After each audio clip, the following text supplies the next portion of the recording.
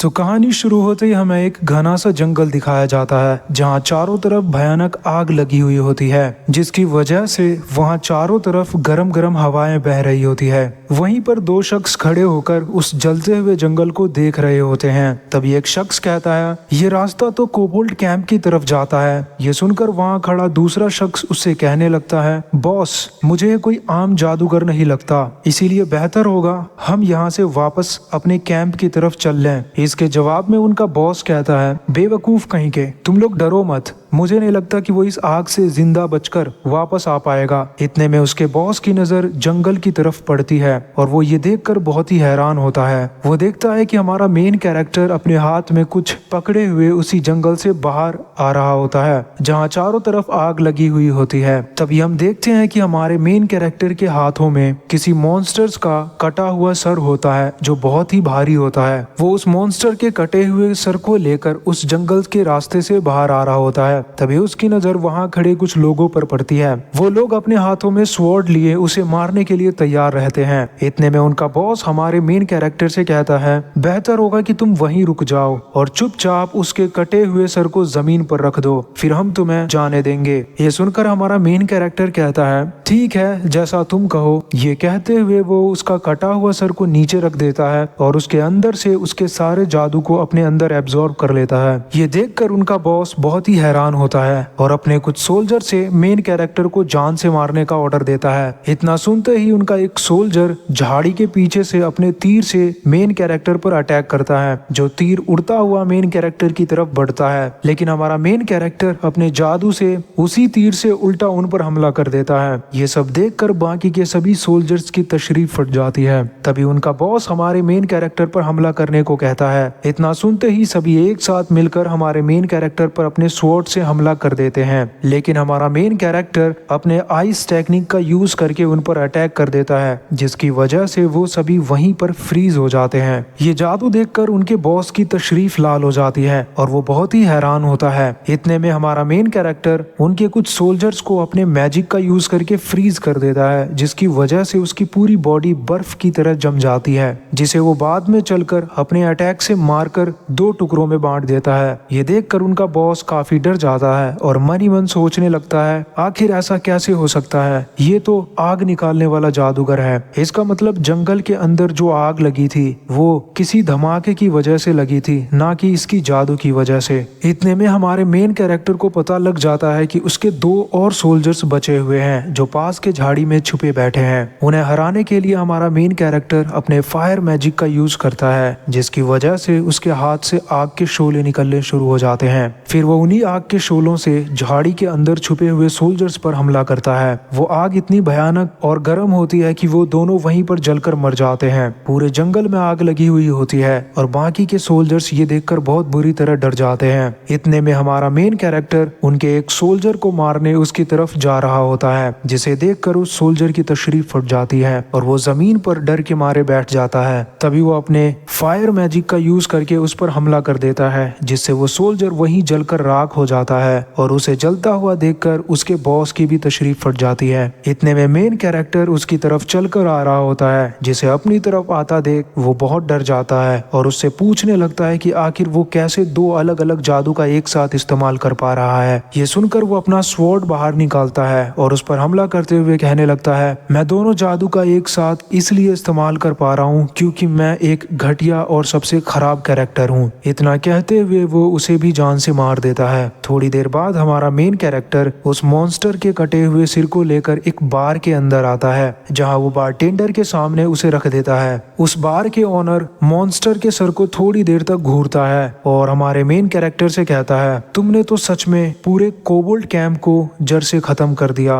मुझे नहीं लगा था कि तुम अकेले ये सब कर पाओगे, पर तुमने तो कमाल कर दिया। इतने में हमारा मेन कैरेक्टर अपना स्वॉर्ड बाहर निकालता है, जिसे देखकर वो शख्स कहता है, तुम्हारी तलवार देखकर लगता है है वहाँ का माहौल कुछ अच्छा नहीं था। जिसके जवाब में मेन कैरेक्टर कहता है, हाँ वो सभी फालतू के लोग थे, इसीलिए उन्हें मारकर मैंने वहीं दफना दिया। क्या यहाँ पर भी कोई है जिसे दफनाने की जरूरत है? ये सुनकर वो शख्स कहता है, चिंता मत करो, यहाँ पर दोबारा वैसा कुछ नहीं होगा जैसे पहले हुआ था। उन लोगों ने वैसे भी मेरे सारे शराब और मीट को बर्बाद कर दिया था। ये सुनकर उस बार के अंदर बैठा हुआ एक शख्स कहता है, हाँ आप ठीक ही कह रहे हैं, क्योंकि वो लोग एक मामूली चोर थे और खुद को एक बहादुर सोल्जर समझने की कोशिश कर रहे थे। ये सुनकर हमारा मेन कैरेक्टर अपना स्वॉर्ड अंदर रख लेता है और देखता है कि उसे जो मिशन दिया गया था उसने उसे पूरा कर दिया है। इतने में हमारा मेन कैरेक्टर उस शख्स से कहता है, तुम्हें याद तो है जिस काम के लिए तुमने मुझे भेजा था, मैंने उसे पूरा कर दिया है, मेरा हिस्सा तैयार रखना। ये सुनकर वो शख्स कहता है, हाँ हाँ मुझे याद है, जैसा मैंने तुमसे वादा किया था, अब तुम यहाँ हमेशा के लिए फ्री में रह सकते हो और जो मन चाहे वो खा सकते हो, इसके अलावा कुछ और चाहिए तुम्हें? इसके जवाब में हमारा मेन कैरेक्टर नहाने के लिए गर्म पानी रखने को कहता है। ये कहते हुए वो वहाँ से जा रहा होता है। उसे जाता हुआ देखकर वो शख्स उससे पूछते हुए कहता है, ठीक है मैं अभी तुम्हारे लिए गर्म पानी भिजवाता हूँ। सुनो वैसे तुम्हारा नाम क्या था, मैं भूल गया। ये सुनकर हमारा मेन कैरेक्टर वहीं खड़ा हो जाता है और पीछे मुड़ता है। तभी वो अपना नाम बताते हुए कहता है उसका नाम इयान होप है। थोड़ी देर में हमें हमारे मेन कैरेक्टर इयान होप की फ्लैशबैक स्टोरी दिखाई जाती है, जहाँ वो बताता है कि उसने एक्विलोनिया नाम की वेबसाइट से एक थर्ड पार्टी गेम डाउनलोड किया था, जो कि एक open world dark fantasy game था और अभी वो इयान होप नाम के कैरेक्टर बनकर इस गेम को खेल रहा है, जो इस गेम का सबसे खराब और घटिया कैरेक्टर है। फिर वो इस गेम के बारे में बताते हुए कहता है कि एक्विलोनिया एक ऐसा गेम है जिसके अंदर तुम्हें एक स्किल में महारथी बनना होता है ताकि तुम अगले पड़ाव को बड़ी ही आसानी से पार कर पाओ। पर मैंने इस गेम को अलग तरीके से खेला है, जहाँ अगर मुझे हेल्थ की जरूरत पड़ती है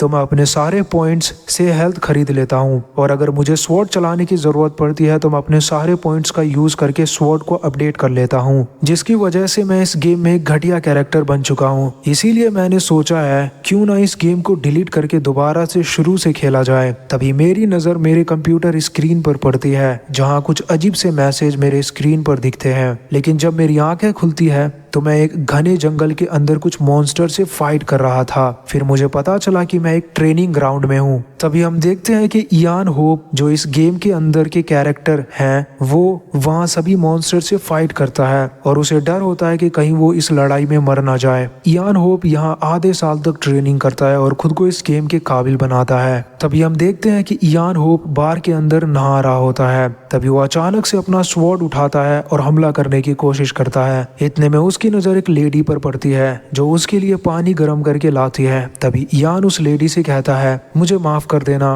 क्योंकि मुझे लगा कि कोई मुझ पर हमला करने के लिए आ रहा था। इसके बाद वो लेडी उसके टब के अंदर गर्म पानी डालती है। तभी उसकी नजर उसके उस कुछ एब्स पर पड़ती है, जिसे देखकर उसके होश उड़ जाते हैं। दूसरी तरफ इयान सोचने लगता है, शुक्र है कि मैं बच गया, क्योंकि मेरे ओरिजिनल कैरेक्टर के स्किल्स और स्टैट्स उतने अच्छे नहीं थे और मुझे उस वक्त मरने से कोई नहीं बचा सकता था। लेकिन फिर भी मैं तो एक घटिया कैरेक्टर ही रहूंगा, क्योंकि जब से मैं इस गेम के अंदर आया हूँ तब से यहाँ और भी पावरफुल एनिमीज पैदा होने लगे हैं। यहाँ के लोग सब अनजान हैं, क्योंकि मैं यहाँ किसी को नहीं जानता। मुझे खुद को और पावरफुल और स्ट्रॉन्ग बनाना होगा। उम्मीद है कि जो खजाना मैंने कोबोल्ट कैंप से लूटा था उसमें कुछ काम का निकल जाए। मैंने कुछ बेवकूफ लोगों को वहाँ पर उस कैंप को अच्छे से चेक करने के लिए भेजा है। दूसरी तरफ हमें कोबोल्ट कैंप का सीन दिखाया जाता है, जहाँ कुछ लोग पूरे कैंप को अच्छे से चेक कर रहे होते हैं और काम का सामान उठा रहे होते हैं। इतने में एक शख्स कहता है, हे क्या तुम सच कह रहे हो कि हम भी इनमें से कुछ सामान अपने लिए रख सकते हैं? जिसके जवाब में दूसरा शख्स कहता है, हाँ तुम रख सकते हो, क्योंकि उसने कहा था कि जो भी कीमती सामान हो वही ले जाकर हम उसको देंगे।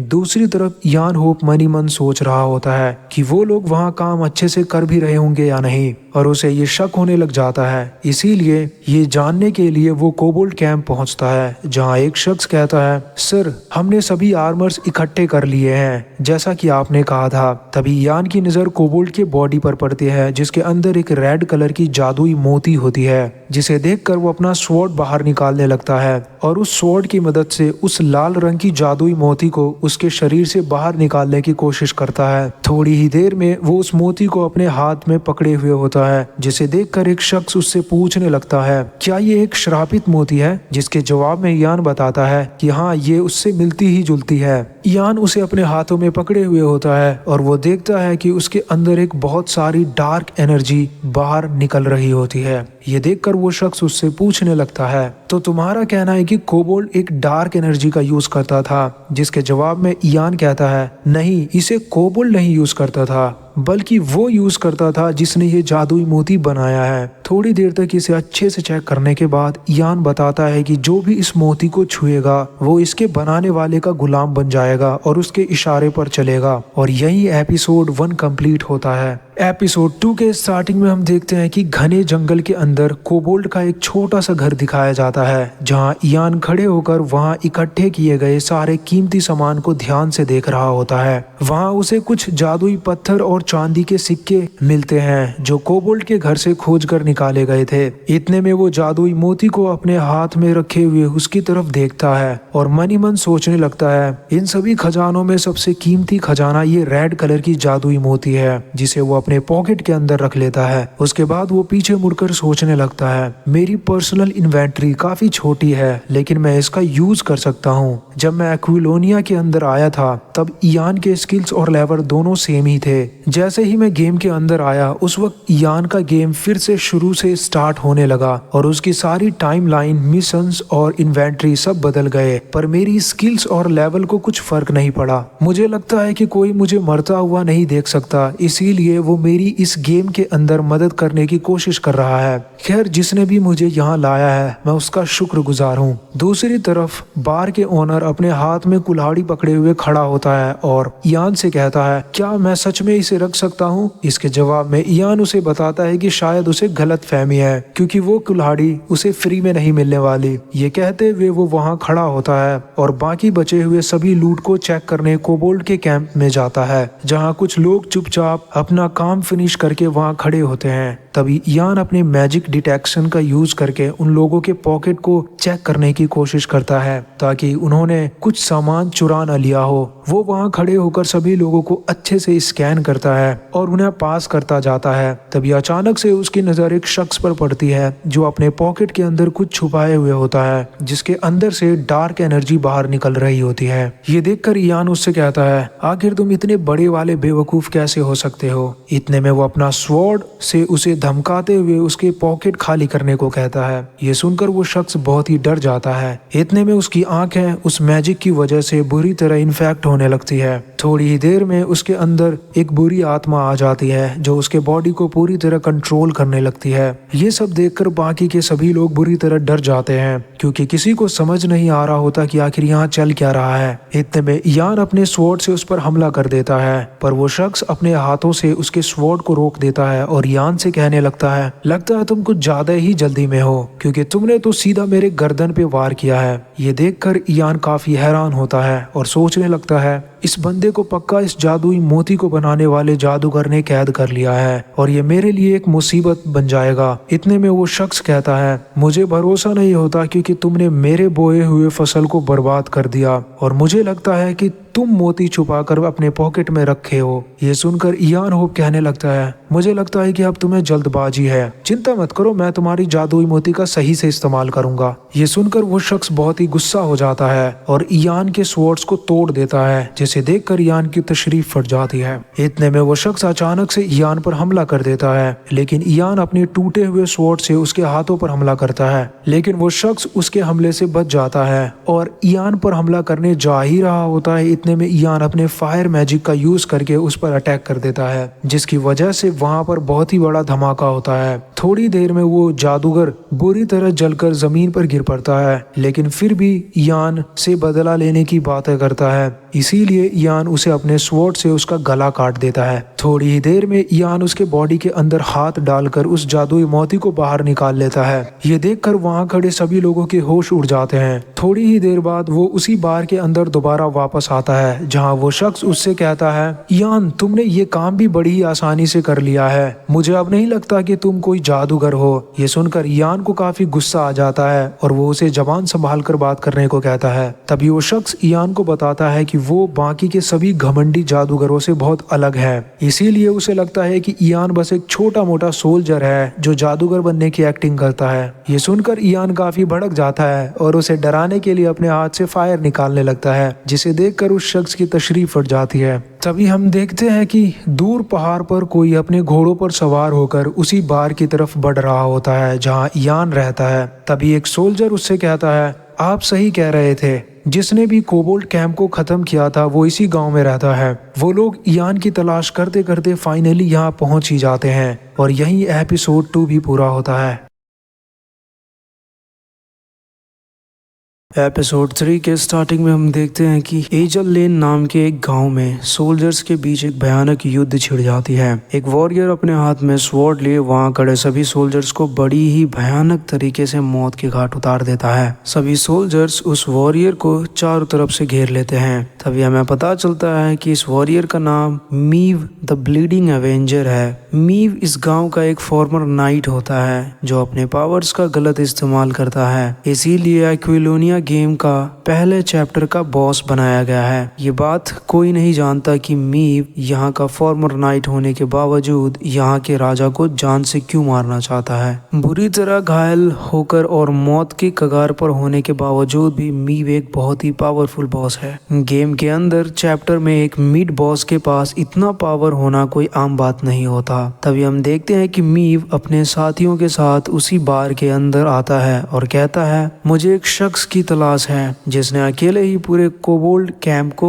तबाह किया था, क्योंकि मुझे नहीं लगता कि मिड बॉस के साथ फाइट करने का ये सही वक्त है। तभी वो यान की तरफ देखता है और उससे पूछने लगता है कि क्या उसी ने कोबोल्ट कैंप को हराया है। ये देखकर यान की तशरीफ लाल हो जाती है। तभी उसे कुछ याद आता है और वो दीवार पर लटके कोबोल्ट के मास्क और उसके आर्मर की तरफ इशारा करता है। ये देखकर वो शख्स कहने लगता है, ओ ये तो कमाल हो गया, इस काम को इलाइट बॉर्डर सोल्जर्स भी अकेले नहीं कर सकते। फिर वो बताता है कि उससे मिलने खुद उसके मास्टर यहाँ आए हैं, जिसका इंट्रोडक्शन देते हुए कहता है, पेश है उम्मीदों का रखवाला, साहसों की साहसी एजल लेन की तलवार, जिसके नाम से दुनिया कांप उठती है, मीव रिवरल। इतना सुनते ही यान मीव की तरफ देखकर सोचने लगता है, आखिर ऐसा कैसे हो सकता है कि पहले चैप्टर का बॉस खुद यहाँ चल कर आया है, लेकिन अभी ये बिल्कुल शांत सा लग रहा है। दूसरी तरफ वो शख्स अपना इंट्रोडक्शन देते हुए कहता है, उसका नाम फिलिप है जो राजा के रखवाले हैं। इतना सुनते ही यान कहता है, मेरा नाम यान होप है और जैसा कि तुमने तो मुझे देखते ही पहचान लिया होगा कि मैं एक सोल्जर हूँ, क्या मैं जान सकता हूँ आप लोग यहाँ क्यों आए हैं। इसके जवाब में फिलिप उससे पूछता है कि जब उसने कोबोल्ट कैंप पर हमला किया था, क्या उस वक्त उसने कुछ डार्क एनर्जी नोटिस किया था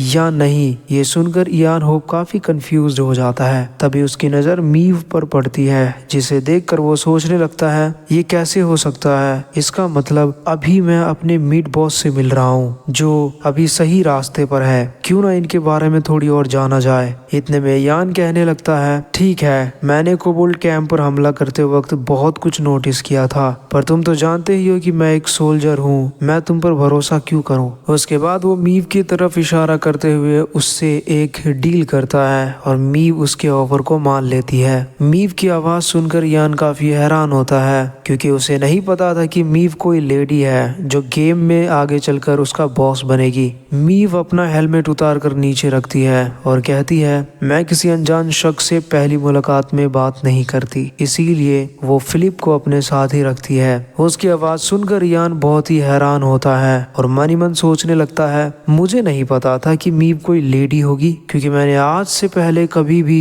इसकी आवाज नहीं सुनी। मुझे सिर्फ और सिर्फ इसकी आखिरी सांस याद है जब ये मरने के कगार पर थी। यान उसे वहां बैठकर घूर रहा होता है। तभी मीव कहती है, ठीक है, मैं तुम्हें सभी इंफॉर्मेशन के बदले पैसे दूंगी। इतना कहते हुए वो एक सोने के सिक्के टेबल पर रखती है, जिसे देखकर यान समझ जाता है कि मामला थोड़ा पेचीदा है। फिर यान बताता है कि कोबोल्ट कैंप को कोई और चला रहा है, क्योंकि उनका चीफ खुद किसी और के इशारों पर नाचता था। उसके चेस्ट के अंदर एक रेड कलर की जादुई मोती थी और उन सभी के बॉडी को कैद कर लेती है और एक बुरी शक्ति का यहीं से जन्म होता है। ये कहते हुए वो उन्हें वो जादुई मोती दिखाता है, जिसे देखकर उनके होश उड़ जाते हैं। फिर यान उनसे कहता है कि उसने उनके प्लान को पहले ही खत्म कर दिया था, इसीलिए वो लोग अब उसका जान के पीछे पड़े हुए हैं। मीव उस जादुई मोती की तरफ देखती हुई कहती है, मैं इसके अंदर का काला जादू महसूस कर सकती हूँ, जो बहुत ही पावरफुल है। इसका मतलब वर्णन सही कह रहा था। इसी साम्राज्य में बुरी आत्माएं बड़ी ही तेजी से फैलती जा रही है। इसके बाद वो लोग डिसाइड करते हैं कि वो ऐसे और भी जादुई मोती को ढूंढ निकालेंगे। इसीलिए वो यान को और भी पैसे देने की बातें करते हैं, ताकि वो उन सबको उस जगह पर लेकर जाए जहां ये जादूगर मिल सकता है। दूसरे सीन में हम देखते हैं कि रात घनी हो चुकी है और वो लोग मिलकर एक घने जंगल में उस जादूगर की तलाश करने निकल पड़ते हैं। तभी मीव यान से पूछती है, यान क्या हम लोग सही रास्ते पर चल रहे हैं? इसके जवाब में यान कहता है, बिल्कुल सही, हम सही डायरेक्शन में जा रहे हैं, क्योंकि मुझे लगता है वो जादूगर इस टॉम फॉरेस्ट में ही होगा। तभी हमें टॉम के नाम के जंगल के बारे में बताया जाता है कि टॉम फॉरेस्ट दुनिया के सबसे खतरनाक और डरावनी जंगलों में से एक है। जो भी इस जंगल से गुजरा है वो कभी वापस लौट कर नहीं आया। कई साल पहले की बात है, कुछ परियों ने मिलकर वहाँ रहने के लिए एक छोटा सा मकबरा बनाया था, जहाँ सभी सोल्जर्स आराम किया करते थे। जैसे जैसे वक्त बीतता गया वो एक भयानक जंगल में बदल गया और मकबरा एक धुंध की तरह उसी जंगल में समा गया।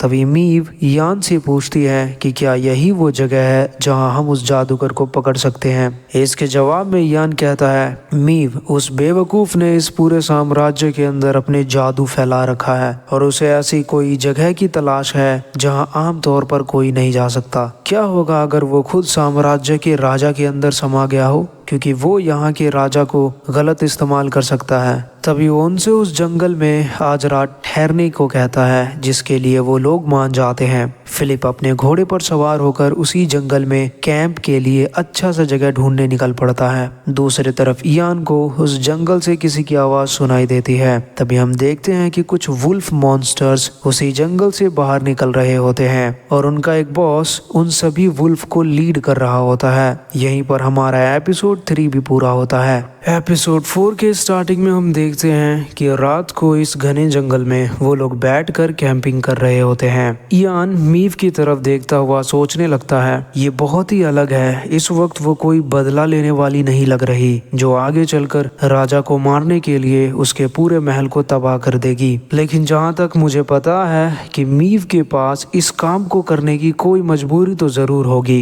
ये सोचते हुए वो अपने हाथ में एक पोटली पकड़े हुए होता है। उसके हाथ में वो पोटली देखकर फिलिप बहुत ही एक्साइटेड होता है और उसे लगता है कि इयान अब उसे खोलने वाला है। तभी हम देखते हैं कि रवाना होते वक्त बार की लेडी ने इयान को वो पोटली दिया था, जिसमें उसने इयान के लिए उसका फेवरेट चीज और हैमबर्गर बनाया था। ये सोचकर फिलिप बहुत ही खुश होता है और ब्लश करने लगता है और इयान से कहता है, लगता है वो वेटरेस तुमसे प्यार करती है। जिसके जवाब में इयान कहता है, बस मैं समझ गया तुम्हें भूख लगी है, इसीलिए इतनी बातें कर रहे हो। ये कहकर वो लोग खाना खाने के लिए रेडी हो रहे होते हैं और यान खाना रेडी कर रहा होता है। तभी अचानक से यान अपने पॉकेट के अंदर हाथ डालता है और उसके पॉकेट के अंदर से कुछ चमकती हुई रोशनी दिखती है। ये सब होता देखकर वो लोग बहुत ही हैरान होते हैं और जंगल की तरफ देख रहे होते हैं। तभी फिलिप पीछे मुड़कर देखता है कि उसे वहाँ बहुत सारे भेड़िए की आने की आवाज सुनाई देती है। वो तीनों वहाँ खड़े होकर उसी जंगल की तरफ देख रहे होते हैं, जिसके अंदर बहुत सारे भेड़िए छुपे हुए होते हैं और अंधेरे में उनकी आंखें चमक रही होती है। उन्हें पास आता देखकर इयान अपने स्वॉर्ड बाहर निकालने लगता है। दूसरी तरफ सभी भेड़िए उस जंगल से बाहर आते हैं और जोर जोर से हुंकार मारने लगते हैं। इसकी आवाज पूरे जंगल में गूंजने लगती है। ये देखकर मीव कहती है, मुझे वो कोई आम भेड़िया नहीं लगता, क्योंकि उनका साइज आम भेड़ियों से बहुत अलग है। हो सकता है कि ये भी कोई काला जादू हो। ये कहकर वो सभी उनसे फाइट करने के लिए रेडी रहते हैं और फिलिप को घोड़े पर नजर रखने को कहा जाता है। तभी मीव यान से कहती है, तुम भी फिलिप के साथ जाकर घोड़ों का ध्यान रखो। जिसके जवाब में यान कहता है, मुझे नहीं लगता कि तुम अकेले ही उन भेड़ियों से लड़ पाओगी, जरा उनके कपड़े देखो वो कैसे दिख रहे हैं। तभी अचानक से कुछ भेड़िए उन सभी को चारों तरफ से घेर लेते हैं। इतने में यान मीव से कहता है, तुम चिंता मत करो और मेरे साथ रहो, क्योंकि मैं चीजें अपनी मर्जी से करना पसंद करता हूँ, तुम्हें कुछ नहीं होगा। तभी मीव को फिलिप की आवाज सुनाई देती है, जिसके ऊपर कुछ भेड़िए ने हमला कर दिया होता है और उसे बचाने के लिए मीव उसकी तरफ बढ़ती है। दूसरी तरफ वो भेड़िए यान को मारने उसकी तरफ आ रहे होते हैं, जिनमें से एक भेड़िया उस पर बहुत बुरी तरह हमला कर देता है, लेकिन यान उसके हमले से बच निकलता है और मन ही मन सोचने लगता है, अगर मैं चाहूँ तो एक चुटकी में इन सबको अपने जादू से खत्म कर सकता हूँ, लेकिन मैं अभी अपनी पहचान नहीं बता सकता, क्योंकि ये दोनों आगे चलकर मेरा दुश्मन बनने वाले हैं और ये मेरे लिए ठीक नहीं होगा। तभी वो उन पर हमला करने के लिए खुद के मन को शांत करता है और दी विंड ब्लेड टेक्निक का यूज करता है। विंड ब्लेड एक ऐसी टेक्निक होती है जिसकी मदद से यान अपनी स्वॉर्ड जितनी देर तक पकड़ेगा उसका पावर उतना ही बढ़ता जाएगा। तभी अचानक से यान अपने टेक्निक का यूज करके उन भेड़ियों पर एक साथ हमला कर देता है और अपने स्वॉर्ड की पूरी एनर्जी के साथ उस पर हमला करके उसके गले उड़ा देता है, जिसे देखकर दूसरा भेड़िया उस पर अटैक कर देता है और यान को अपने मुंह के अंदर दबोच लेता है और उसे खाने ही वाला होता है। तभी अचानक से यान उसके मुंह से बाहर निकल आता है। इतने में जैसे ही वो उसके मुंह से बाहर निकलता है वो उस भेड़िए को भी मार गिराता है। तभी उसे फिलिप की आवाज सुनाई देती है जो बहुत डरा हुआ होता है। तभी अचानक से मीव वहाँ के सारे भेड़िए मार गिराती है, लेकिन वहाँ और भी भेड़िए बढ़ते जाते हैं जिनकी संख्या बहुत ही तेजी से बढ़ रही होती है और उन्हें देखकर ये लोग बहुत ही परेशान होते हैं। तभी इयान कहता है, ये ठीक नहीं हो रहा, पक्का ये वही जादूगर है जिसे मेरे पास रखे मोती की तलाश है, इसीलिए मुझे सबसे पहले इनके मेन लीडर को ढूंढना होगा। तभी इयान अपने मैजिक डिटेक्शन पावर का यूज करके इनके लीडर को ढूंढने की कोशिश करता है। तभी उसे पता चलता है कि उनका लीडर इयान के पीछे ही जंगल के अंदर खड़ा होता है। इतने में इयान मीव से कहता है, मीव तुम घोड़ों का ख्याल रखो, तब तक मैं इनके लीडर का कटा हुआ सर लेकर वापस लौटता हूँ। ये कहता हुआ वो हवा में जंप मारता हुआ वहां से शिकार पर जंगल के अंदर चला जाता है, जिसे देखकर कुछ भेड़िए भी उसके पीछे पीछे हमला करने उसकी ही तरफ बढ़ रहे होते हैं। इसे जंप मारता हुआ देखकर मीव बहुत ही हैरान होती है और वहां खड़े होकर यान को देख रही होती है। दूसरी तरफ कुछ भेड़िए फिलिप पर हमला कर देते हैं, जो बहुत बुरी तरह डरा हुआ होता है और मीव से मदद मांग रहा होता है। दूसरी तरफ उसी जंगल के अंदर इयान उनके लीडर को ढूंढ रहा होता है। तभी अचानक से वो उसके सामने आकर खड़ा हो जाता है। वो भेड़िए कोई आम वुल्फ नहीं होता, बल्कि वो एक ब्लैक मैजिक जानने वाला सबसे पावरफुल भेड़िया होता है। इतने में अचानक से वहाँ कुछ मिशंस बोर्ड दिखने लगते हैं, जिनके अंदर लिखा होता है कि वुल्फ मॉन्ग्रेल को एलिमिनेट करना होगा ताकि वो अगले मिशन पर जा सके। ये देखकर वहाँ खड़े सभी भेड़िए बहुत ही हैरान होते हैं। इतने में यान उन्हें मारने के लिए अपना स्वॉर्ड बाहर निकाल लेता है। यहीं एपिसोड 4 भी पूरा होता है।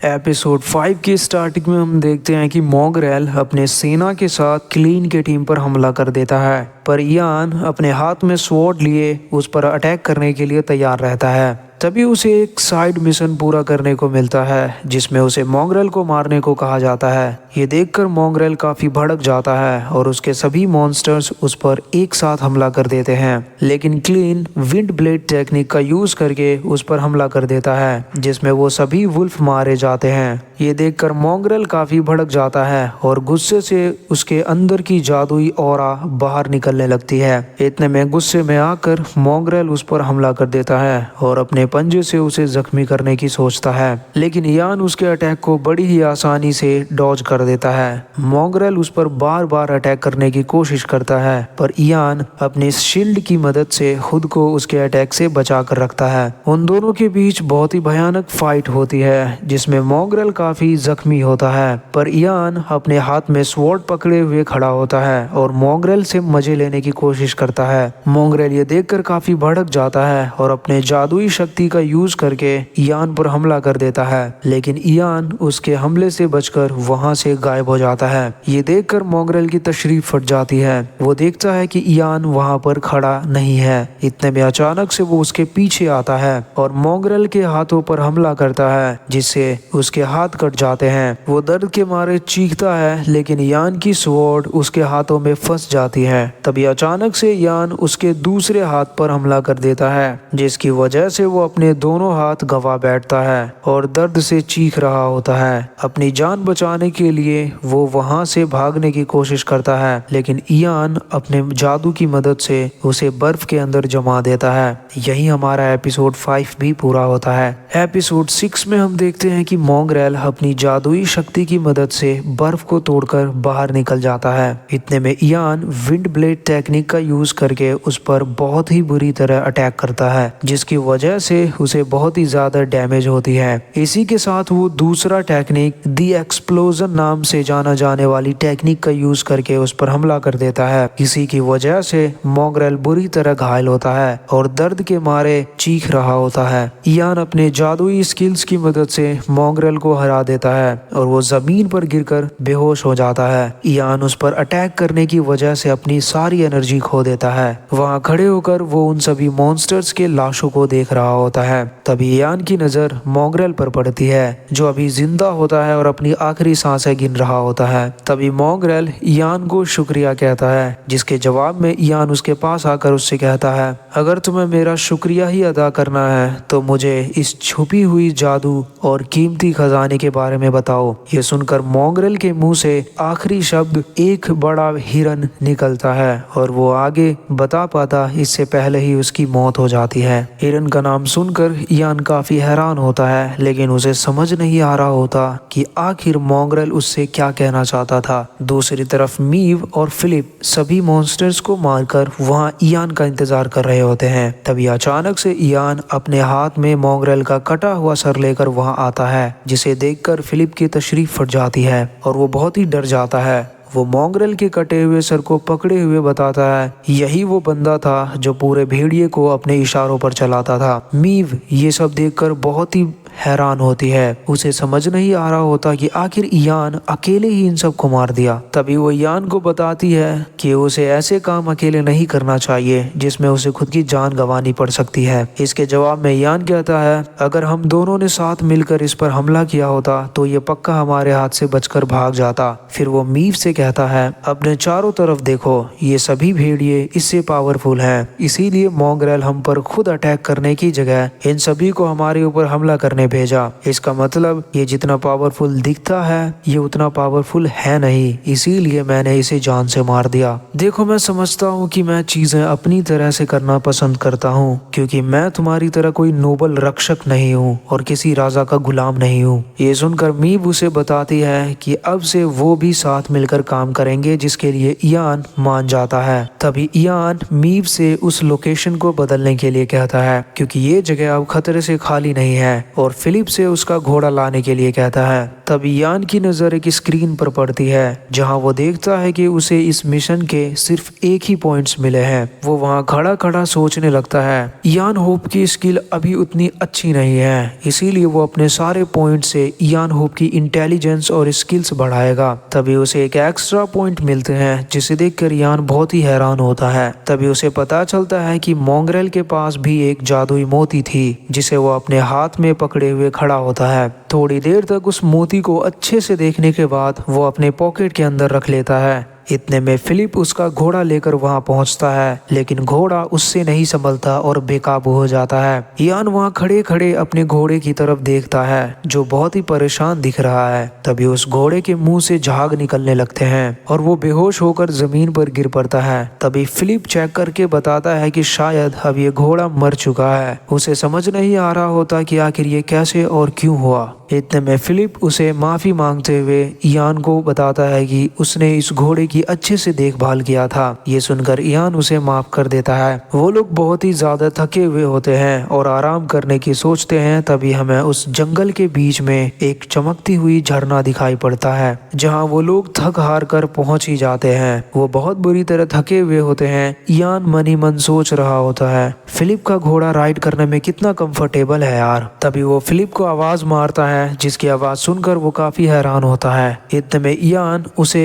खाना देते हुए बताता है कि सिर्फ आधा खाना ही पकाना है, जिसे सुनकर फिलिप बहुत ही खुश होता है और खाना बनाने वहां से भागता हुआ जाता है। तभी मीव की नजर इयान पर पड़ती है, जो वहाँ चुपचाप खड़ा होता है। इसीलिए वो उससे पूछने लगती है कि आखिर वो क्या कर रहा है। इयान बताता है कि वो अपने आर्मर्स उतार रहा है ताकि वो उस पर लगे खून साफ कर सके। ये सुनकर मीव भी अपना आर्मर साफ करने के लिए उतारने लगती है और इयान को अपने साथ चलने को कहती है। ये सुनकर बेचारे की तशरीफ लाल हो जाती है और वो कहने लगता है, क्या हम दोनों साथ में चलेंगे? यही एपिसोड 6 भी पूरा होता है। एपिसोड 7 के स्टार्टिंग में हम देखते हैं कि वो दोनों उसी झरने में नहा रहे होते हैं। तभी इयान उसे देखकर सोचने लगता है, मीव वैसी बिल्कुल भी नहीं है जैसा उसने सोचा था। इतने में मीव इयान को आवाज मारती है और इयान उसकी तरफ देखने की कोशिश करता है। तभी मीव उससे पूछने लगती है कि कहीं उसे चोट तो नहीं आई थी। इसके जवाब में इयान उसे बताता है कि वो ठीक है। ये सुनकर मीव कहती है, तुम तो सच में कमाल के हो। इतनी पावरफुल मॉन्स्टर से लड़ने के बावजूद भी तुम्हें जरा सी खरोच तक नहीं आई। तुम्हारा लड़ने का तरीका सबसे अलग है। हम जैसे रक्षक से भी बेहतरीन तरीके से लड़ते हो। वैसे भी तुम जैसे नोबल फैमिली के मेंबर्स के लिए ऐसे लड़ना आम बात होती होगी। ये सुनकर इयान उसे बताता है कि वो सड़कों पर बड़ा हुआ है, ना कि किसी अमीर घर में पैदा हुआ था। ये सुनकर मीव उसे बताती है कि मैं सिर्फ एक राजा की रक्षक ही नहीं हूँ, बल्कि मैं टायरन की अपोस्टल होने के साथ साथ एक साम्राज्य की स्वॉर्ड भी हूँ। तभी हमें बताया जाता है कि अपोस्टल एक ऐसा शख्स होता है जिसे देवताओं से ब्लेसिंग्स मिली होती है। वो जब चाहे उन देवताओं के पावर्स लेकर उसका यूज कर सकते हैं, लेकिन इसके बदले में उन्हें एक वादा पूरा करना पड़ता है। तभी इयान मीव से टायरन के बारे में जानने की कोशिश करता है कि आखिर मीव टायरन को देवी क्यों मानती है। तभी इयान उसे बताता है कि उसे देवताओं में कोई दिलचस्पी नहीं है और वो किसी भी भगवान को नहीं मानता। ये सुनकर मीव उससे कहती है, टायरन की पूजा करना और उसके बताए रास्ते पर चलना काफी मुश्किल होता है। टायरन एक नया और सैक्रिफाइस की देवी है और इसी के साथ वो लिव सोलार की भी दूसरी औलाद है, जिनकी तलवार से कोई मुजरिम और गुनहगार नहीं बचता, उन्हें सजा दी जाती है। एक अपोस्टल होने के नाते मैं झूठ नहीं बोल सकती और ना ही अपने गुनाहों से भाग सकती हूँ, क्योंकि अगर मैं ऐसा करूँगी तो मैं कभी भी उनका ब्लेसिंग नहीं ले पाऊंगी। इसीलिए मैं हर वक्त शांत रहने की कोशिश करती हूँ। ये सुनकर इयान सोचने लगता है, एक्विलोनिया का मेन मकसद सिर्फ और सिर्फ धोखा और लूटपाट है। इसीलिए यहाँ हर एक गॉड्स के कई सारे नाम होते हैं जो उनकी ही कमजोरी बन जाती है। तभी मीव उसे बताती है कि टायरन का दूसरा नाम वेंजेंस है, जो बुराई को खत्म करती है। ये सुनकर इयान की तशरीफ लाल हो जाती है। इयान उसके बारे में और जानने की कोशिश करता है। तभी अचानक से मीव की नज़र इयान पर पड़ती है, जो इसे कहती है कि उसे नहीं लगता कि इयान किसी भी गॉड को मानता है। ये सुनकर इयान उसे बताता है कि ये बात सच है, वो किसी भी गॉड को नहीं मानता और कभी नहीं मानेगा। ये सुनकर मीव कहती है, क्या इसके पीछे कोई रीज़न है कि तुम गॉड्स को नहीं मानते? भले ही तुम उनकी पूजा पाठ नहीं करते, पर वो तुम पर ज़रूर नज़र बनाए हुए होते हैं।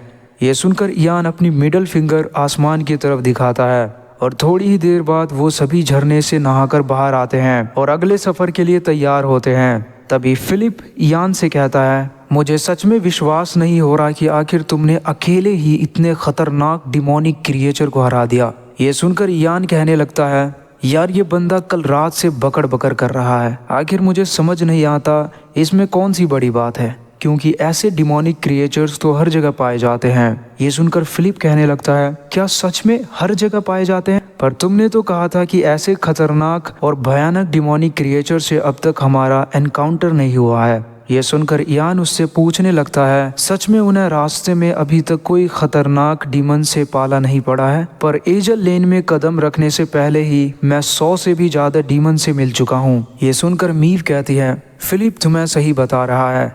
रॉयल रोड की तरफ गुजरते वक्त हमें सिर्फ और सिर्फ कुछ गॉबलिन्स और कोबोल्ड मिले थे जिन्हें हमने मिलकर हराया। ये सुनकर इयान फिलिप से कहता है, मेरा मतलब ये है कि अब तुम्हारा आसान दिन खत्म हो चुका है, क्योंकि ये साम्राज्य अब बहुत ही खतरनाक डीमन से भर चुका है। थोड़ी ही देर में वो लोग एक छोटे से गांव के पास ठहरते हैं, जहां वो देखते हैं कि गांव पूरी तरह जलकर तबाह हो चुका है और सभी लोग मारे जा चुके हैं। ये देखकर इयान काफी हैरान होता है। तभी फिलिप इयान से कहता है, क्या ये काम राजा के लोगों ने किया होगा? क्योंकि हमें लगता है कि हम साम्राज्य के अंदर आ चुके हैं और यहाँ सिर्फ और सिर्फ राजा का ही हुक्म चलता है और उनके हुक्म के खिलाफ कोई नहीं जा सकता। गांव की ऐसी हालत देखकर मीव को बहुत ही गुस्सा आता है और वो मन ही मन सोचने लगती है, मैं उन्हें कभी भी माफ नहीं करूंगी। आखिर वो लोग इतने बेरहम कैसे हो सकते हैं कि उन्होंने मासूमों के घर को जलाकर राख कर दिया। तभी इयान की नज़र उसी गांव के अंदर खड़े कुछ लोगों पर पड़ती है जो वहां मरे हुए लोगों की डेड बॉडी को दफनाने की कोशिश करते हैं।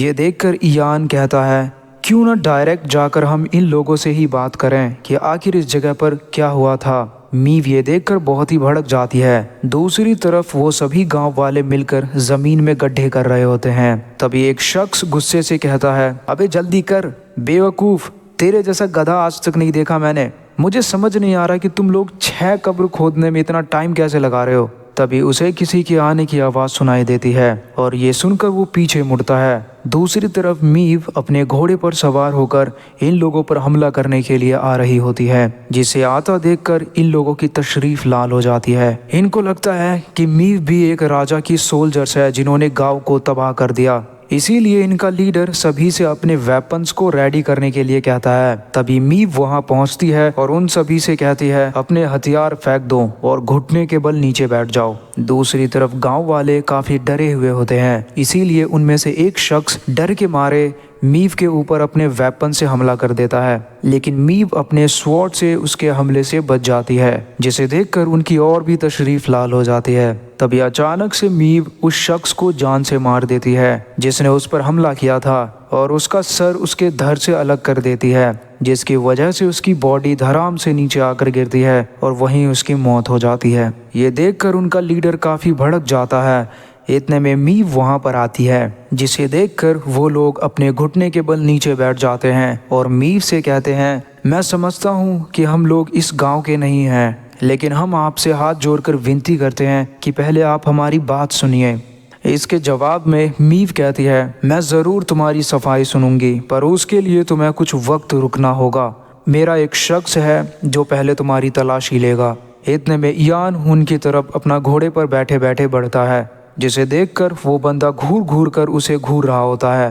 थोड़ी ही देर में वो इयान को देखकर बड़ा ही हैरान होता है और उसे पहचान लेता है, पर यह देखकर इयान काफ़ी हैरान होता है कि आखिर ये बंदा इसे कैसे जानता है। यहीं हमारा एपिसोड 7 भी पूरा होता है। एपिसोड 8 के स्टार्टिंग में हम देखते हैं कि उनका लीडर इयान से कहता है, अरे मुझे भूल गए, मैं मीगुअल, मैं भी एक शिकारी हूँ, तुम्हारी तरह पैसों के लिए काम करता हूँ। हमने एक दूसरे को वॉक शहर में देखा था जहाँ हमारी पहली मुलाकात हुई थी। ये सुनकर मीव इयान से पूछने लगती है कि क्या सच में वो इस शख्स को जानता है, जिसके जवाब में इयान बताता है कि उसे मीगुअल का सिर्फ और सिर्फ चेहरा ही याद है। ये सुनकर उन सभी की नज़र उस गांव पर पड़ती है जिसे जलाकर बहुत ही बुरी तरह तबाह कर दिया गया है। तभी इयान मीगुअल से पूछता है, ठीक है तो मुझे बताओ आखिर इस गांव की ऐसी हालत कैसे हुई।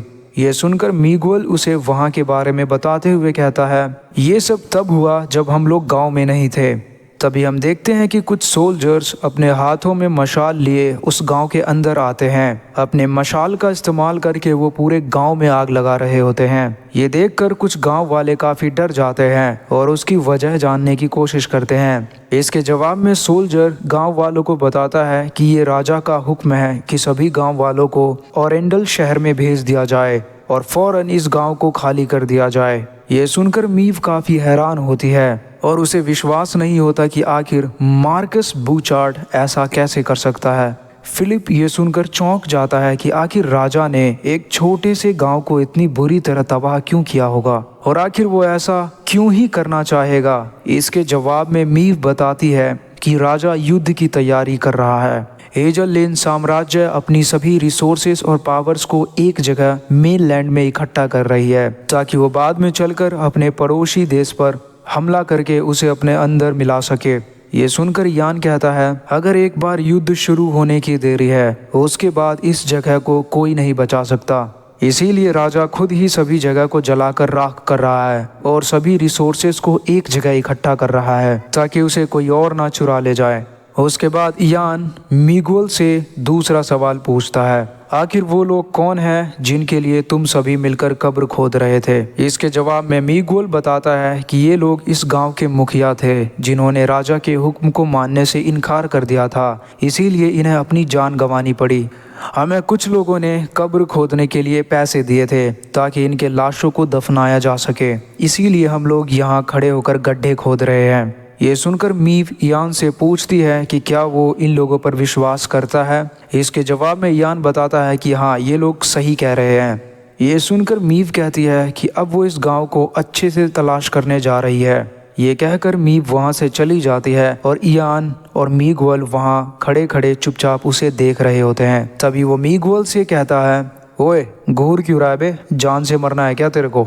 ये सुनकर वो लोग यान का शुक्रिया अदा करते हैं कि उसने इन्हें कम से कम पहचान तो लिया और मीगुएल रिक्वेस्ट करता है कि यान उन्हें ये काम करने की इजाज़त दे। ये सुनकर यान उन्हें कब्र खोदने के लिए हाँ कर देता है। तभी मीगुएल फिलिप के लूटे हुए पैसों पर नज़र बनाए हुए होता है, जिसे देखकर फिलिप उससे पूछने लगता है कि वो आखिर उनके लूट को घूर क्यों रहा है। ये सुनकर यान कहता है ये लूट की तरफ इसलिए देख रहे हैं क्योंकि इनका काम ही ऐसा है कि दूसरों से उनका निवाला छीन लेते हैं। इतने में यान काफ़ी भड़क जाता है और उसे धमकाते हुए कहता है ओए क्या तुम्हें भी लगता है कि मैं भी तुम्हारी तरह लुटेरा हूँ। ये सुनकर मीगुएल की तशरीह फट जाती है और वो इससे बचने के लिए कुछ से कुछ कहने लगता है। तभी मीगुएल बताता है तुमने तो सुना ही होगा कि कुछ भेड़िए जो सिर्फ और सिर्फ इंसानों को खाते हैं वो उसी जंगल में रहते हैं जहाँ से तुम लोग आए हो। वो सभी गांव वालों को बेरहमी से मारकर खा गए, यहाँ तक कि मेरे खुद के क्लाइंट के बेटे को भी मारकर खा गए। ये सुनकर यान मीगुएल को मोंगरेल का कटा हुआ सर दिखाता है, जिसे देखकर उसकी तशरीफ लाल हो जाती है। ये देखकर मीगुएल कहने लगता है कि उसे नहीं पता था कि उनका कोई लीडर भी है और वो भी उसी जंगल में रहता है। इसके जवाब में यान कहता है मोंगरेल जंगल के अंदर छुपकर सभी को हम पर हमला करने का ऑर्डर देता था, ठीक बिल्कुल तुम्हारी तरह। थोड़ी देर के अंदर मीव वहां पर आती है और बताती है कि ये गांव जलकर पूरी तरह राख हो चुका है। तभी मीव की नज़र उन लोगों पर पड़ती है और वो यान से पूछने लगते हैं कि क्या हमें उनकी मदद करनी चाहिए। इसके जवाब में यान कहता है बिल्कुल हमें इनकी मदद ज़रूर करनी चाहिए क्योंकि उन्हें सच्चाई जानने का पूरा हक है जिन्होंने अपने परिवार को खोया है। ये सुनकर मीव और उनकी टीम इस बात से अग्री कर देते हैं कि वो सुबह होने तक यहीं पर ठहरेंगे। सभी उस जंगल के अंदर खड़े होते हैं और दूसरी तरफ वो लोग अपना काम कर रहे होते हैं। इतने में यान को कुछ एनर्जी बाहर निकलती हुई महसूस होती है, इसीलिए वो मैजिक डिटेक्शन टेक्निक का यूज़ करने लगता है। तभी उसकी नज़र मीव पर पड़ती है जिसके अंदर से कुछ एनर्जी बाहर निकल रही होती है। यान को अपनी तरफ देखता हुआ देखकर मीव उससे पूछने लगती है, जिसके जवाब में यान उसे बताता है कि शायद मीव अभी तक काला जादू के चपेट में नहीं आई है। ये सुनकर मीव काफ़ी हैरान होती है और अपने पॉकेट से एक जादुई मोती बाहर निकालने की कोशिश करती है। वो उस मोती को निकालकर अपने हाथों में पकड़ी हुई खड़ी होती है। वो यान को बताती है कि उसे इसमें कोई बदलाव नज़र नहीं आ रहा, ये मोती ठीक बिल्कुल वैसे ही है जैसा पहले था। लेकिन यान अपने मैजिक डिटेक्शन टेक्निक का यूज़ करता है जिसकी वजह से उसे समझ में आ जाता है कि कोई उस पर नज़र बनाए हुए है। तभी अचानक से वो दोनों पीछे मुड़कर देखते हैं। वो देखते हैं कि दूर जंगल में एक घोड़े पर बिना सर का एक जादूगर बैठा हुआ है। तभी फिलिप की भी नज़र उस पर पड़ती है, जिसे देखकर उसकी तशरीफ लाल हो जाती है। यान को पता चल जाता है कि इसे भी वही जादूगर ने अपने कंट्रोल में कर लिया होगा। इसे लोग डेल्ला हेलेन के नाम से जानते हैं, जिसने अकेले ही पूरे साम्राज्य को तबाह कर दिया था और हमेशा के लिए गायब हो गया था, और आज ये दोबारा यहाँ पर नजर आया है। इसका मतलब हमारा साम्राज्य फिर से खतरे से खाली नहीं है। यही हमारा एपिसोड 8 भी पूरा होता है।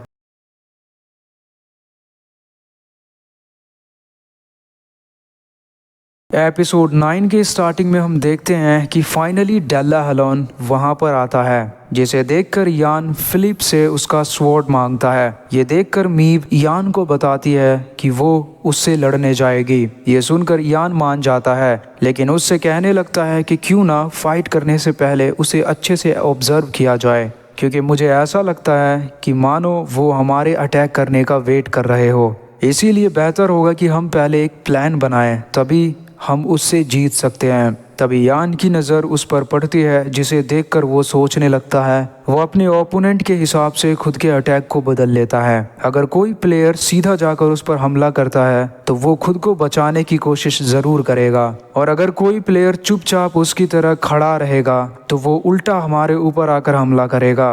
अगर उस पर हमला करने की कोशिश करेंगे तो वो खुद को बचाने के लिए सबसे पावरफुल टेक्निक का यूज़ करेगा, लेकिन फाइट करने के लिए उसके पास कोई भी ढंग की स्किल्स नहीं है। दूसरी तरफ मिगुएल अपने साथी के साथ पूरा काम करने के बाद वहां से जाने की तैयारी कर रहे होते हैं। अपना काम करने के बाद वो बहुत ही खुश होते हैं। तभी उनकी नज़र सामने पड़ती है, जिसे देखकर मिगुएल की बोलती बंद हो जाती है। वो देखता है कि डेल्लाहलोन दूर खड़े होकर अपनी जादुई स्पेल्स पढ़ रहा होता है, जिसकी वजह से इनके कान दुखने लगते हैं और सर दर्द से फट रहा होता है। इसीलिए ये सभी अपने कानों को ढक लेते हैं। तभी यान को उसका मूव पता चल जाता है और वो देखता है कि डेल्लाहलोन अपने हाथों को ऊपर उठाए हुए कुछ जादुई स्पेल्स बहुत ही ऊंची आवाज में पढ़ रहा होता है। ये सुनकर मीव यान से पूछने लगती है कि आखिर वो क्या पढ़ रहा है। इसके जवाब में यान उसे बताता है कि वो कोई एंशिएंट लैंग्वेज में स्पेल पढ़ रहा है। वो कह रहा है कि वो किसी को भी माफ नहीं करेगा जिन्होंने परियों के किले पर कदम रखा था। ये सुनकर फिलिप उससे पूछने लगता है कि आखिर उसे एंशिएंट लैंग्वेज कैसे आती है। इसके जवाब में यान उसे बताता है कि उसने कुछ पॉइंट्स एंशिएंट लैंग्वेज में भी लगाए थे और उसे लेवल 2 तक अपडेट भी किया था। फिर वो फिलिप से कहता है कि उसे घंटा फर्क नहीं पड़ता कि डेल्लाहलोन कौन है और यहाँ क्या करने आया है। तभी वो वहाँ खड़े खड़े सभी लोगों से अपने कानों को बंद करने के लिए कहता है। यान बताता है कि वो कोई मामूली स्पेल्स नहीं पढ़ रहा, बल्कि जो इसे सुनेगा वो जान से जाएगा। दूसरी तरफ 2 गांव वाले उसके जादुई स्पेल्स के चपेट में आ जाते हैं। तभी अचानक से उनके पीछे से मिट्टी की गिरने की आवाज़ सुनाई देती है। फिर हम देखते हैं कि कब्र के अंदर से सभी की डेड बॉडी बाहर निकल रही होती है। ये देखकर वो लोग बहुत बुरी तरह डर जाते हैं कि आखिर कोई जिंदा वापस कैसे हो सकता है। सभी लोग एक ज़ॉम्बीज़ में कन्वर्ट हो जाते हैं और एक दूसरे को खाने की कोशिश करते हैं। ये सब होता देखकर मिगुएल काफी भड़क जाता है और फिलिप काफी घबराया हुआ होता है। उसे समझ नहीं आ रहा होता कि आखिर यहाँ चल क्या रहा है। तभी वो मीव से पूछता है कि अब उसे क्या करना चाहिए। मीव उसे बताती है कि वो डेल्लाहलोन पर हमला करने जाएगी और फिलिप को उन लोगों की मदद करने का आदेश देती है। इतना कहते ही वो अपने घोड़े पर सवार होकर डेल्लाहलोन पर हमला करने वहां से चली जाती है। दूसरी तरफ यान खड़े होकर मीव की फाइटिंग स्किल्स देखना चाहता है और वो जानने की कोशिश करता है कि आखिर मीव कितनी पावरफुल हो सकती है। तभी मीव उस पर हमला करने जा रही होती है। इतने में वो अपने स्वॉर्ड से उस पर हमला भी कर देती है। इसकी वजह से उसके बॉडी से बहुत ही तेज रोशनी चमकती है। वो बार बार अपने स्वॉर्ड से डेल्लाहलोन पर हमला करती है। उसकी फाइटिंग स्किल्स को देखकर यान को लगता है कि मीव अकेले ही उसे हरा देगी। दूसरी तरफ फिलिप गांव वालों की मदद करने में लगा होता है। इधर मीव अपने स्वॉर्ड से उसके कंधे पर हमला करती है। तभी उसे एक चमकती हुई रोशनी दिखती है, जिसे देखकर वो बहुत ही हैरान होती है। वो देखती है कि हर अटैक के बाद वो खुद के डैमेज्ड बॉडी को फिर से रिस्टोर कर लेता है और आसमान की तरफ हाथ उठाए हुए फिर से जादुई स्पेल्स पढ़ना चालू कर देता है, जिसकी वजह से वहाँ एक बड़ा सा धमाका होता है और जमीन के अंदर से कुछ मॉन्स्टर्स उस पर हमला करने लगते हैं। वो उन सभी से बचने के लिए अपने स्वॉर्ड से अटैक करती है। तभी अचानक से एक हड्डी वाला चाबुक आकर उस पर अटैक करता है। उस जादुई चाबुक की मदद से डेल्लाहलोन मीव पर अटैक करता है और उसके हाथों को पकड़ लेता है। वो जादुई चाबुक बड़ी ही खतरनाक और भयानक होती है, जिसकी वजह से मीव के हाथ टूटने वाले होते हैं। इतने में यान अपने स्वॉर्ड से उसके चाबुक को तोड़ देता है और मीव को उसके हमले से बचा लेता है। यान को यहाँ पर देखकर मीव बहुत ही हैरान होती है। तभी यान डल्लाहॉर्न की तरफ देखता हुआ कहता है, मुझे इसके हर एक दाव और पेच पता है, तो क्यों ना अब अच्छे से लड़ा जाए। तभी वो मीव से कहता है कि वो अपने पूरे जोर लगाकर इस पर दोबारा से हमला करें, तभी ये हार सकता है। यही एपिसोड 9 भी पूरा होता है। एपिसोड 10 के स्टार्टिंग में हम देखते हैं कि डल्लाहॉर्न अपने जादुई चाबुक का यूज करके यान पर हमला कर देता है, लेकिन यान उसके हमले से बाल बाल बचता है और अपना घोड़ा लेकर वहां से भाग रहा होता है। डल्लाहॉर्न उसके पीछे पीछे उस पर हमला करने के लिए जा रहा होता है। मीव को ये देखकर कुछ समझ नहीं आ रहा होता कि आखिर यहाँ चल क्या रहा है। तभी वो इस लड़ाई में यान की मदद करने का फैसला करती है। इसीलिए वो अपना स्वॉर्ड बाहर निकालकर अपने देवी से ब्लेसिंग ले रही होती है ताकि वो और भी पावरफुल बन सके। इतने में आसमान से एक बहुत ही तेज रोशनी चमकती है जो सीधी उसके स्वॉर्ड पर आकर लगती है, जिसकी वजह से वो और भी पावरफुल बन जाती है। तभी उसकी नजर यान पर पड़ती है जो डल्लाहॉर्न के अटैक से बचने की कोशिश करता है, पर डल्लाहॉर्न उस पर अपनी पूरी पावर्स के साथ हमला करता है। इतने में मौका का फायदा उठाते हुए डल्लाहॉर्न उसके पास आ रहा होता है, जिसे देखकर यान कहता है, मुझे माफ कर देना, अब तुम्हें मुझसे कोई नहीं बचा सकता। इतने में मीव वहां आती है और डल्लाहॉर्न पर हमला करती है। उसके हमले से डल्लाहॉर्न के छोटे छोटे टुकड़े हो जाते हैं और हवा में तैरने लगते हैं। दूसरी तरफ से यान उस पर अपने स्वॉर्ड से हमला कर देता है। डल्लाहॉर्न की बॉडी कटकर नीचे गिर जाती है, लेकिन उसके कुछ पार्ट्स हवा में उड़ रहे होते हैं। ये देखकर मीव बहुत ही हैरान होती है। जो पार्ट बच गए थे वो धीरे धीरे गायब हो रहे होते हैं। इतने में अचानक से डल्लाहॉर्न यान पर हमला कर देता है। उसके हमले की वजह से उसका घोड़ा बहुत ही बुरी तरह घायल हो जाता है। इतने में यान अपने घोड़े के ऊपर से जंप मारता है और डल्लाहॉर्न के बचे हुए बॉडी पार्ट्स पर हमला करता है। ये देखकर मीव बहुत ही हैरान होती है क्योंकि उसके अटैक करने के बाद डल्लाहॉर्न का असली रूप बाहर निकलता है। उस स्केलेटन को देखकर यान उस पर अटैक करने की कोशिश करता है, लेकिन डल्लाहॉर्न अपने जादुई शक्ति से उन सबको पैरालाइज्ड कर देता है, जिसकी वजह से कोई भी नहीं हिल पाते। डल्लाहॉर्न को लगता है कि उसने सबको पैरालाइज्ड कर दिया है, इसीलिए वो धीरे धीरे अपने ओरिजिनल फॉर्म में वापस आने लगता है। तभी अचानक से यान उसके सिर को पकड़ लेता है, जिसे देखकर डल्लाहॉर्न की तशरीफ फट जाती है। तभी यान कहता है, मुझे पहले से पता था कि तुझे बचने का एक तरीका तो जरूर आता होगा। तुझे क्या लगता है तू मुझसे बचकर निकल जाएगा? तभी यान बताता है कि उसने जितनी भी पॉइंट्स फालतू के स्किल्स में उड़ाए थे, उन सभी स्किल्स को मिलाकर एक इफेक्ट्स बनता है जो इसे पैरालाइज्ड होने से बचाता है और इसकी जगह वो कैरेक्टर को स्लो डाउन कर देता है। ये कहते हुए वो डल्लाहॉर्न के स्कल को जोर से पकड़ता है और उसे धड़ाम से जमीन पर पटक देता है। तभी वो अपना स्वॉर्ड बाहर निकालता है और कहता है, बस अब बहुत हुआ, ये खेल खत्म करते हैं। दूसरी तरफ डल्लाहॉर्न मौके का फायदा उठाते हुए वहां से बच निकलकर भागने की कोशिश करता है, लेकिन यान अपने स्वॉर्ड से उसके ऊपर हमला कर देता है, जिसकी वजह से वहां बहुत ही बड़ा धमाका होता है। हर तरफ सिर्फ और सिर्फ धूल मिट्टियां उड़ रही होती है। दूसरी तरफ मीव ये सब देखकर काफी हैरान होती है। वो देखती है कि यान अपने स्वॉर्ड से उस पर हमला करने वाला है। यान अपनी पूरी ताकत के साथ उसके स्कल पर अपने स्वॉर्ड से अटैक करता है। उस अटैक से डल्लाहॉर्न की खोपड़ी टूट जाती है और उसके अंदर से तेज रोशनी चमकने लगती है। वो रोशनी इतनी तेज होती है कि सभी थोड़ी देर के लिए अंधे हो जाते हैं। थोड़ी देर बाद माहौल शांत होता है और यान अपने स्वॉर्ड पकड़े हुए वहां बैठा होता है। तभी उसकी नज़र डल्लाहॉर्न की खोपड़ी पर पड़ती है जो पूरी तरह तबाह हो चुकी है। तभी वो देखता है कि उसका ये स्वॉर्ड भी टूट चुका है। यही हमारा एपिसोड 10 भी पूरा होता है। एपिसोड 11 के स्टार्टिंग में हम एक जादूगर को देखते हैं जो अपने जादुई मंत्रों से घिरा हुआ होता है। वो वहाँ खड़े होकर कह रहा होता है, पहले उसने कोबोल्ड चीफ को मारा और अब उसने मेरे सबसे अजीज जादूगर डल्लाहॉर्न को मारा है। उसने मेरे कीमती खजाने को चुरा लिया। उसकी इतनी हिम्मत कि उसने मुझे ललकारा है। जरा रुको, मैं अपना कीमती वक्त उसे मारने में बर्बाद क्यों करूं, जबकि मैं तो इस दुनिया पर राज करने के लिए बना हूं। मैं बहुत ही जल्द इस ब्रह्मांड पर राज करूंगा और सब कुछ बदल दूंगा।